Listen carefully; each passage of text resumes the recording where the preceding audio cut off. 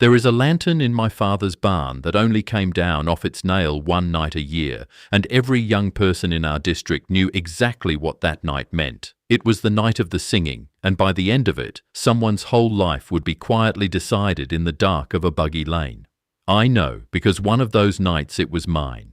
When I was 17, an older man in our church took me aside after service, put his hand on my shoulder, and told me the rules of how we court. Then he told me I was never to repeat them to an outsider, ever. He said the world would twist it, and that the silence was part of keeping it holy. I kept that silence for a long time. I am not keeping it anymore, not to shame anyone, because if you only ever see the buggy and the bonnet, you have no idea how much is really happening underneath. Stay with me and I will walk you through all of it, one piece at a time, exactly the way it was handed to me.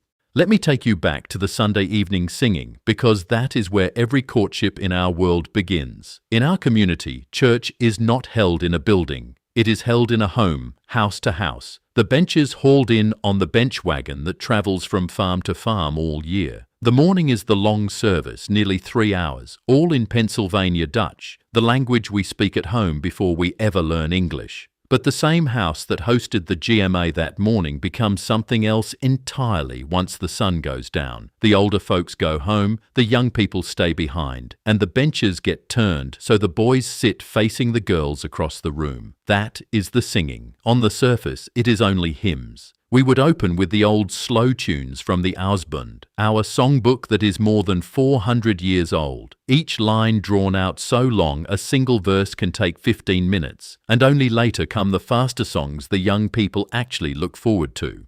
But make no mistake about what that room really is. It is the one place a young person is permitted to be near the opposite side at all, the only door the community leaves open on purpose, and every mother in that district has already done the arithmetic on who is sitting across from whom. The boy who keeps ending up on the bench directly opposite the same girl, week after week after week, is not there by accident. Nothing about that room is accident. The seating, the timing, whose home hosts it next, all of it is quietly arranged by people who will never admit they arranged anything. And the rules inside that room are strict, though no one recites them. You do not sing across at a girl too eagerly. You do not let your eyes rest too long where the mothers can catch it. You pass the songbook, you share a hymn, and everything real happens in the smallest gestures. A hand held a half second on the shared page, a smile that lasts one beat past politeness. To an outsider dropping in, it would look like nothing but a room full of plain young people singing old German hymns by lamplight. To the people who grew up in it, every glance in that room is loud as a bell. The singing looks like worship, and it is worship, and it is also the most carefully watched marriage market you will ever lay eyes on, run entirely by grandmothers who never say a single word out loud. That is the first thing they don't want you to know. Now here is where it turns, and this is the part outsiders get completely wrong. The singing winds down around 10, and then comes the ride home. A boy does not simply walk up and ask a girl to date him. In our district, the girl chooses first. She lets a boy know, through a whispered word to a friend, or a look held 1 second too long, that he may drive her home in his buggy tonight. And the buggy for courting is a particular kind, an open buggy, no top over it, so that the whole lane can see plainly who is sitting beside whom. There is no hiding in a courting buggy. That is the point of it. There are no headlights either, only a swinging lantern, and whatever moon there is, and honestly, the horse knows the road home better than the boy does. That drive might wander 5 miles the long way around when the short way is barely 2, and both of them know exactly what they are doing, and neither says so. But here is the rule that governed all of it. You were to have her home by a set hour, and the family already knew you were coming. The father hears the buggy wheels crunch on the gravel, and he does not come out to the porch, because coming out would shame them both. But I promise you he is awake in his bed, and he is counting the minutes. And in a district of a few hundred souls, where everyone knows everyone's horse by the sound of its trot, the whole community sees that lane. By morning, the aunts know, the neighbors know. The couple sitting in that buggy thinks they share a secret. They are the very last 2 people to find out they are courting. That is the second thing they don't want you to know.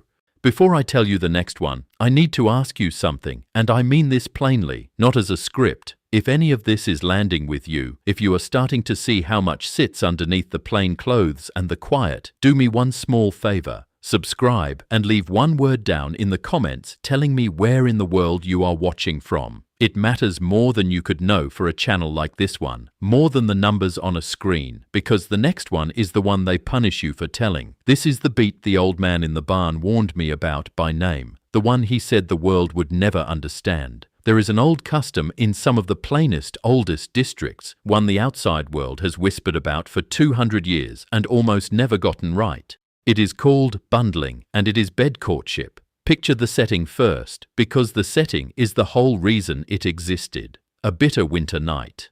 A farmhouse with no heat in the upstairs rooms, no parlour, no private place at all for two young people to sit and talk without the family on top of them.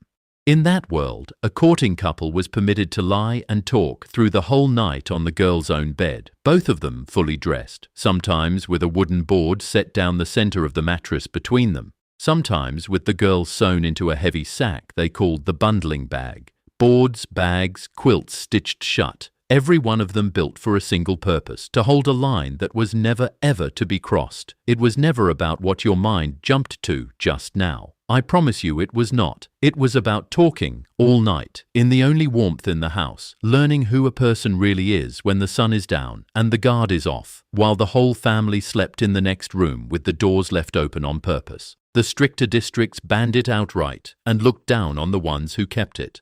The old ones kept it quietly, without apology, because it was the honest custom of their own grandparents, and they saw no shame in it. And the Ordnung, our unwritten book of rules that lives only in memory and gets recited twice a year, drew a hard boundary around that custom that every single young person understood, and not one of them ever wrote down. That is the third thing they don't want you to know. Here is the fourth, and this is the one that changed how I saw my own courting years, looking back. None of it, not the singing, not the ride, not the winter nights, meant one single thing officially until a man in a black hat said so. When a boy became serious about a girl, he did not go to her father first, the way you might picture. He went to the deacon or to the bishop himself, and very often there was a go-between, an older trusted man who carried the question quietly from one family to the other, so that no young person ever had to risk being told no straight to their face.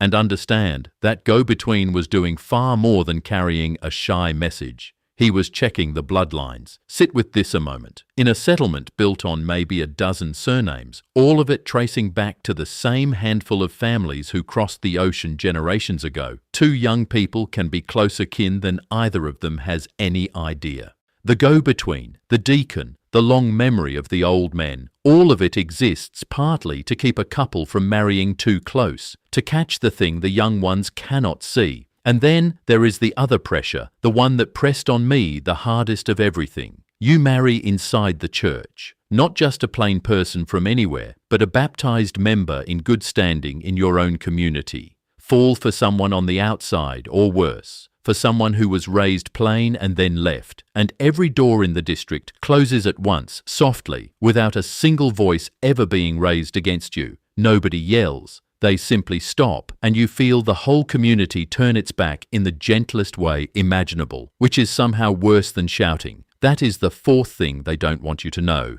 The fifth thing is what happens when the answer finally comes back yes. You would think a young couple, after all that waiting, would celebrate it, tell the world, wear it proudly on their sleeve. The exact opposite is true.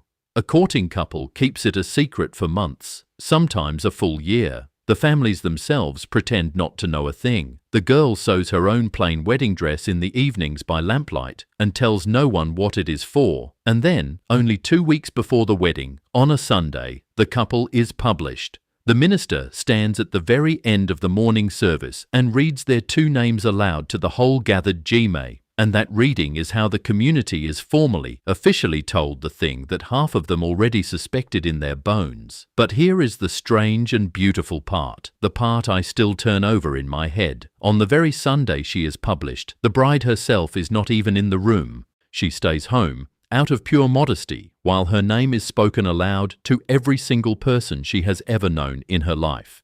She hears about it second-hand. And once those two names are read, there is no quiet way back out.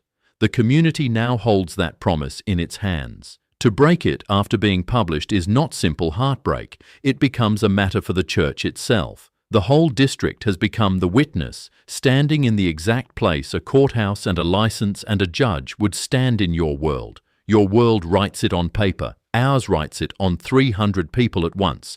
That is the fifth thing they don't want you to know. And the sixth is the wedding itself, which can only happen inside one narrow window of the entire year. You cannot marry in the spring or the summer because every hand is needed in the fields and no one could come. So the weddings all come in the late autumn, after the last harvest is safely in and the celery has grown tall, and they land almost always on a Tuesday or a Thursday, never on a weekend, for reasons older than anyone living, and it is enormous. The bench wagon rolls in the day before. Hundreds and hundreds of people are fed in shifts off those same church benches, the cooks working 2 full days, and the couple sits together at the corner table for the entire long day while the whole community eats and sings around them.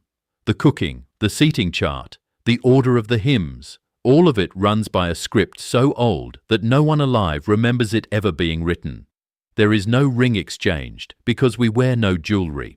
There are no photographs of the day because we do not pose our faces for a camera.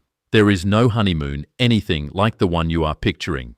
Instead, the newlyweds spend that whole first winter visiting, weekend after weekend, staying overnight with each family that came to the wedding, collecting their household gifts in person, one home at a time, all across the settlement. And the day itself has no minister pronouncing them man and wife the way you would expect. The vows are exchanged quietly before the bishop. The couple simply asked if they will be faithful, and then they sit back down, and the long service goes on around them as if a mountain had not just moved. There is no kiss for the crowd. There is no first dance. The whole community turns instead to the food, roast chicken and mashed potatoes, and stuffing they call roast, pies counted in the hundreds, and the newlyweds watch it all from that corner table where they will sit until nearly midnight.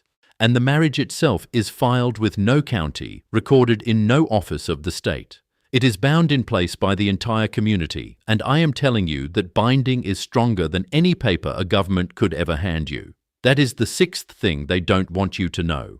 I want to tell you what the leaving cost me, because you deserve to know why I am saying any of this out loud at all. When I left, I did not just lose a house to live in. I lost the singing and the ride home and the whole quiet machine that would have found me a wife and built me a life without my ever having to ask. Out here, no grandmother is doing the arithmetic for me across a room. No go-between carries my careful questions from one door to another. I had to learn, badly and alone and far too late, how people in your world find each other, and I got it wrong more times than I want to admit. And there is a specific grief in that nobody ever warns you about. I have sat at my own sister's wedding table 100 times in my mind, a table I will never once be seated at now, because the church holds those tables, and the church no longer holds me. People assume I left in anger, that I want to tear the whole thing down to the ground. I don't, and I need you to hear this as clearly as I can say it. I love these people. I love the patience of a courtship that is allowed to take a full year. I love the way an entire community shows up to feed a marriage into existence. I love the honesty of an old man carrying a hard question across a farmyard so that no young person ever gets shamed to their face. There is wisdom in all of it that your world has almost entirely forgotten. And that, exactly that, is why the silence has to end. Something can be genuinely beautiful and still be keeping secrets it never should have kept. Someone had to be able to stand here and say both of those things at the same time, plainly, without mockery and without fear of what it costs. So I am the one saying it. The singing, the open buggy, the boards, the published names, the autumn weddings. Now you have finally seen underneath. There is more that I could not fit into these few minutes. The things I was told never to repeat and could not quite bring myself to speak straight into a camera. I wrote all of it down instead, carefully, in order, the exact way it was handed to me in that barn. The full pages are waiting in the first pinned comment below this video.